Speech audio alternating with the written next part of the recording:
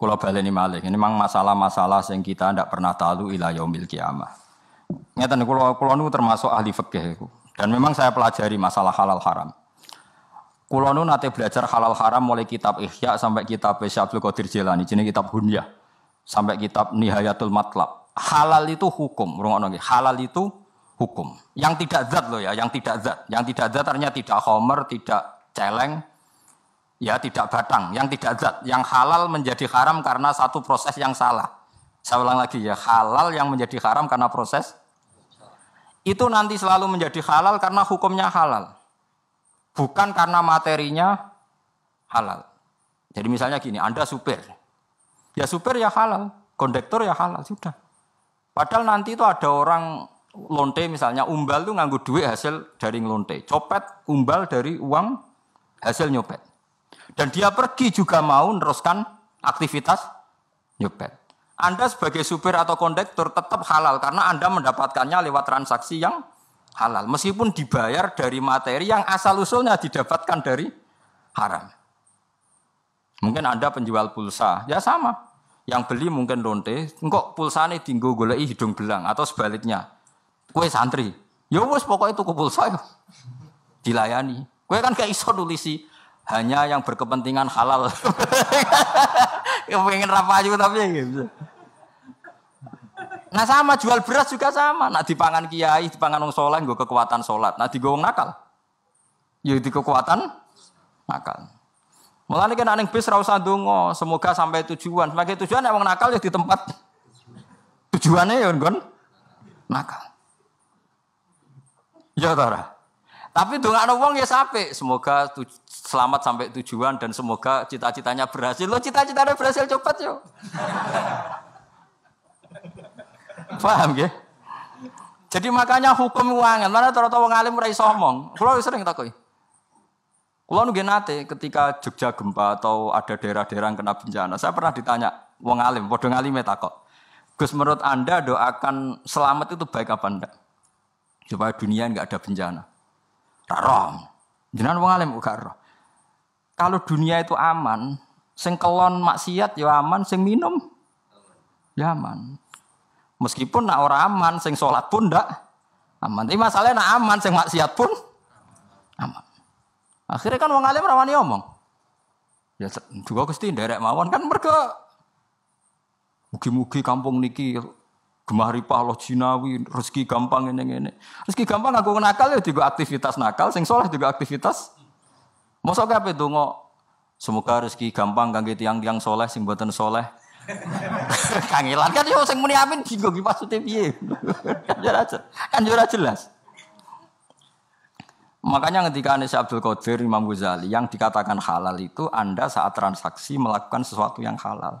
Di luar itu Anda sudah tidak dimintai tanggung jawab. Karena kalau dimintai tanggung jawab, uang rentalan mobil bogo jemenan apa mboten ngapunten lho niku. Wedi digo ya haram tenan lah digo. Tapi wis wonge kata-katan ge mergawe ya wis. Lah nang ngono sak donya ya haram kabeh. Ya pesawat digo kaji. Wong kok nyugeno Boeing, nek Amerika suwe Boeing sugih digo kekuasaan militer sugih digo ngrusak Islam. Boikot pajak Amerika. Wis akhire haram kabeh sak donya. Kaji pun haram. Mergo kaji nganggo pesawat Amerika nyugeno Amerika. Nek Amerika sugih dienggo ora ono sing halal nang mbantem ngono ya ora ono sing halal. Lah ndak usah berlebihan gitu. Kalau transaksi yang kamu hadapi halal, maka akan menjadi halal. Kalau ndak ya ndak. Allah tidak menuntut di luar itu wis yang jauh-jauh. Di luar itu Allah tidak napa? Tidak nuntut. Itu disebut fal halalu halalu hukmin la halalu ainin. Yang dikatakan halal itu kalau menurut Allah halal ya halal. Kalau Allah menurut haram ya haram. Kamu tidak usah nuntut di luar itu. Nah sekarang orang-orang fikih itu ada pertanyaan begini. Ini banyak radiangel. Ada koruptor, misalnya Zaid koruptor. Terus ngasih uang saya 1 miliar. Saya tahu kalau uang itu korupsi. Kalau ini tidak dalam konteks Indonesia contoh umum, ora usah tersinggung itu di KPK. Kalau saya kembalikan ke negara yang enggak jelas fungsinya, misalnya ya, kalau dipakai masjid nanti masjid utang jasa sampai koruptor, misalnya.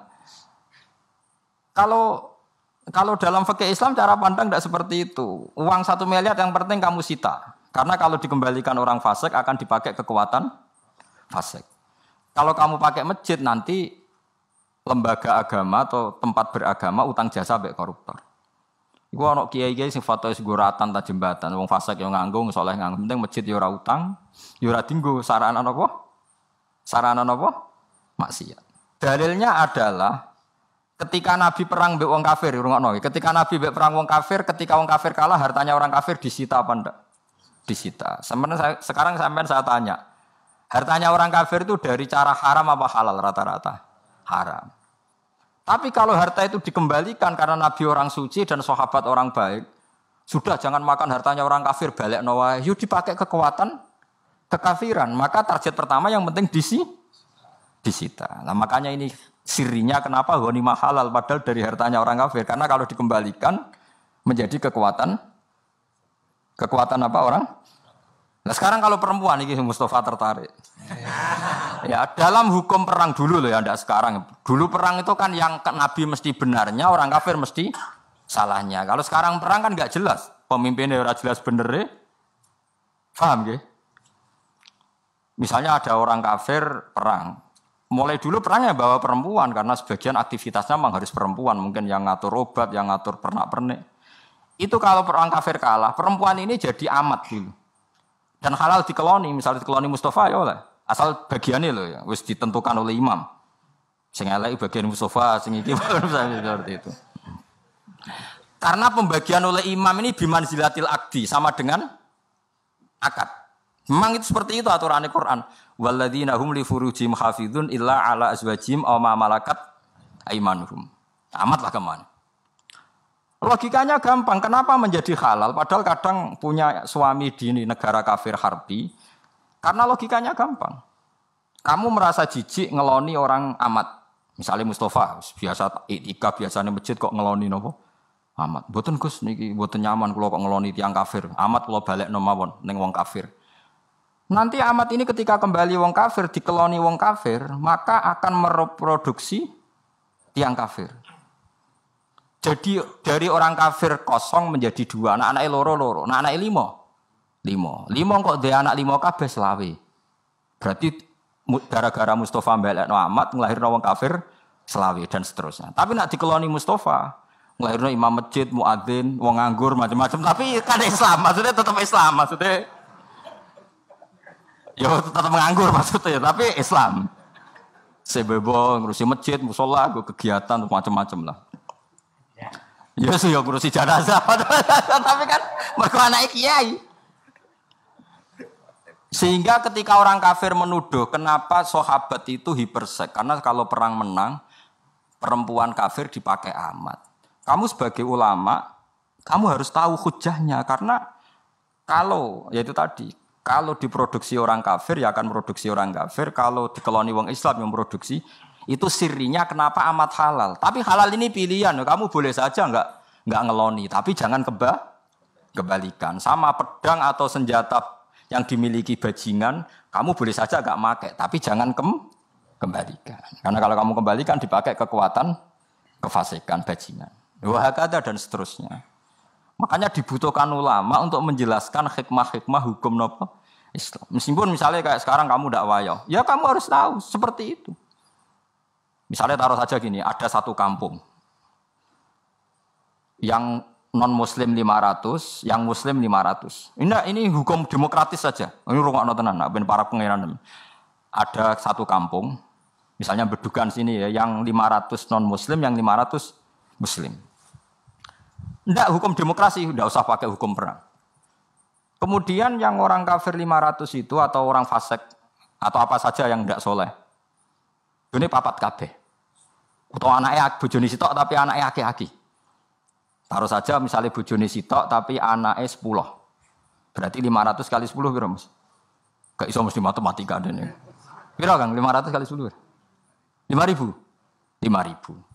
Sing wong soleh duwe bojo mok sitok, anake mok loro. Piro? 1.000. Ini andekan nanti pilkades pakai demokratis yang menang kafir. Gara-gara mayoritas ning perapatan yo kafir, ning dalan-dalan yo kafir karena apa? Mayoritas.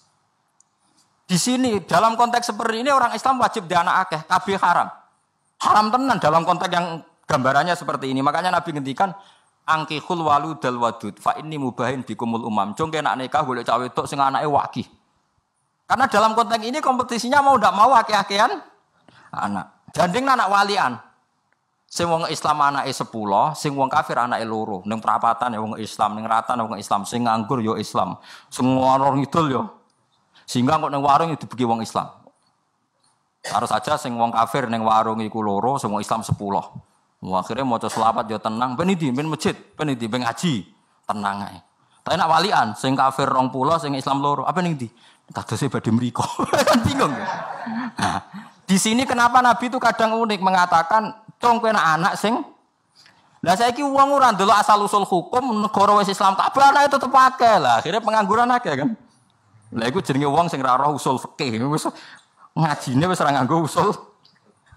Dadi nek nganggo usul fikih konteksnya seperti itu, cara pandangnya seperti itu. Mulane adinu aqlun waladina liman la aqlala. Sugih nggih ngoten padha. Kowe kudu wajib sugih, bandingannya seperti itu. Ada non muslim 500, wong Islam 500. Sing iki sugih, non muslim sugih. Wong Islam buruh, akhirnya jam salatnya enggak boleh nih. Tapi nak walian sing sugih Islam wajib salat. Sing ra salat ra untuk pekerjaan kan bingung kabeh. Jadi makanya di sini ini kadang-kadang Islam itu memperlihatkan sebagian hukum Islam itu dinalar iku mau. Kenapa harta rampasannya orang kafir menjadi halal? Bukan karena ainnya menjadi halal, tetap sangka donyane wong kafir haram. Masalahnya kalau dipakai mereka lebih buruk, maka Allah menghalalkan untuk dipakai orang Islam dalam konteks perang, maksudnya rampasan perang. Ojo terus kowe nyolong saiki mboten angsal tetep nyolong. Itu tidak fair karena mendapatkannya. Lah saiki nggih sami. Donyane Fir'aun sing dipangan Nabi Musa. Nah sing dipangan Nabi Musa ya halal karena nanti fungsinya menjadi ibadah. Sing dipangan Fir'aun ya haram mergo fungsine dadi kurang ajar. Wah kada. Paham gitu terus sampean ra usah janggal kenapa ada apa tadi? Napa jenenge harta rampasan terus wonten amat. Nggih bojo akeh nggih ngoten sami mawon logikane. Kalau ada 4 perempuan, 4 perempuan dibina orang soleh, berarti Anda membina orang lebih banyak. Bina 1 saja baik, apalagi bina 4. Asal mampu loh. Karena tadi kalau bandingannya 4 perempuan dipimpin orang tidak soleh, berarti ada masalisasi orang tidak soleh. Nah dibina orang soleh, berarti ada masalisasi orang soleh. Ya, tapi syaratnya ojo tambah sitok ujul. Sito lah, nah itu rasido papat Kang. Tapi secara akal kita tetap tahu kenapa pernah boleh poligami dan sampai sekarang boleh. Soal rawani nglakoni ora usah ora masalah, itu urusan masing-masing. Tapi tahu logikanya, nggih tahu. Nah hikmah tahu logikanya, gak janggal mbek Kanjeng Nabi Muhammad sallallahu alaihi wasallam. Kita sebagai ulama hanya punya kepentingan satu, orang itu tidak janggal dengan nabinya. Kalau bolak-balik matur teng ngaji teng mriki, saya masih ingat betul. Dulu ketika Agim poligami dan akhirnya jatuh, itu sebetulnya enggak masalah. Karena hanya seorang Agim, itu urusan beliau lah. Enggak masalah urusan masing-masing. Yang menjadi masalah kemudian ada satu media nasional yang terus menyorot tentang jeleknya poligami. Dan enggak menyebut Agim lagi. Poligami itu buruk, bukti hiperseks, menterlantarkan istri pertama, digugat. Semua penulis begitu. Nah itu terselip supaya orang janggal dengan poligami. Nah wis janggal be poligami, ben janggal be Nabi Muhammad sallallahu alaihi wasallam. Ini yang kita anti. Sebenarnya kalau orang janggal sama Agim pribadi, janggal sama saya, janggal sama Mustafa itu enggak apa-apa. Tapi kalau orang Islam dilatih janggal sama poligami, kemudian janggal sama nabinya. Nah ulama itu punya tugas supaya memaklumatkan itu. Bahwa itu rasional. Karena kalau jumlah orang Islam banyak lebih baik, orang soleh banyak lebih baik. Soal kita tidak berani urusan. Nggak usah poligami seperti bojo pemenang. Wah, tetap wedi nek iku permanen kan iku. Poligami tetap wedi. Tapi itu seonako itu sesuatu yang berbeda. Lah nek wedi gampang terus nyolong-nyolong nak payu kan ada masalah. Asal payu wae, tapi masalah di belakang. Nah, tapi kalau delian biasanya enggak melahirkan generasi yang baik. Terus rodo idiot anaknya macam-macam mergo kurang warisan, kurang Macam-macam. Terus melahirkan generasi pembohong, mergo biasa bodoni. Nak wani ya diresepseni. Wah urun pokoknya. Agar sing wani poligami, tenanan resepsi tak bayari. Tapi resepsi itu. Oh, wani bayar tok ora wani napa? Tak undang kabeh sing ngaji Jalalain. Resepsi, tapi syaratnya napa? Wah, kodang tenan. Nak ben perang Brontoyuda. Lho kula nu sering diskusi ngoten, karena tadi itu aja sampai wong Islam janggal ambek nabinya. Mergo ciri khas nabi itu rasional paling tinggi. Itu tadi, kenapa Nabi punya istri banyak? Kenapa Nabi menyarankan punya anak banyak? Itu ulama tahu logikanya tadi. Kalau Anda kompetisi di satu kampung, Anda kalah populasi, pasti kalah tradisi. Suatu saat mereka akan dominasi. Tapi kalau kita yang menang, kita yang menciptakan tradisi. Karena kita orang baik, tradisi kita adalah sholat, baca tasbih, ngaji. Nah setelah kita mayoritas ya tidak mendesak poligami. Karena tradisi ini sudah benar. Bahkan kalau kita istri banyak, anak banyak malah melahirkan masalah. Bapak es nganggur kok anaknya akeh, kenapa pengangguran kan? Wong kiai ra kramat bojone akeh. Wes ngerti-ngerti ilang sitok butune buling-buling kuru-kuru cilik-cilik wes. Aneh-aneh wae. Tapi apapun itu kita tahu logika sing dibangun para napa? Para napa? Nabi.